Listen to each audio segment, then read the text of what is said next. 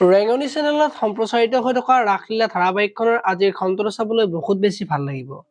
কিয়নো যোৱাটো খণ্ডত গৌৰী আৰু ঋষিয়ে চিনেমা চাবলৈ যাবলৈ ওলাইছিল আৰু সেইখিনি সময়তে ঋষিয়ে ৰেক্সক দেখিছিল। আৰু পিছে পিছে ঋষিয়ে খেদি গৈছিল যদিও ৰেক্স তাৰ পৰা পলাই যোৱা দেখিবলৈ পাইছিল। আৰু আজিৰ খণ্ডটোত ঋষি আৰু গৌৰীয়ে কলেজত এডমিশ্যন ল'বলৈ যাব আৰু দেউতাকে ঋষিক ফোন কৰি পইচা পঠাব লাগিব নেকি বুলি ঋষিক সুধিব।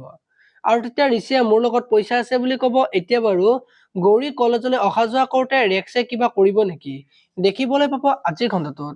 ইফালে আকৌ মাকে ববিতাক শংখচূড়ৰ যুদ্ধখন শিকাই দিবলৈ ওলাব আৰু তেতিয়া ববিতাই মই নিশিকো বুলি ক'ব।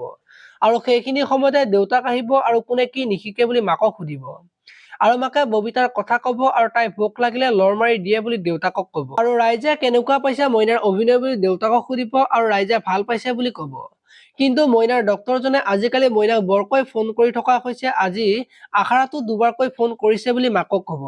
এতিয়া বাৰু মাকে ডক্তৰজনৰ কথা ববিতাক সুধিব নেকি জানিবলৈ চাই থাকক ৰাসলীলা নামৰ ধাৰাবাহিকখন। আপোনালোকে ৰাসলীলা ধাৰাবাহিকখন চাই কেনেকুৱা পায় কমেন্ট কৰি জনাব।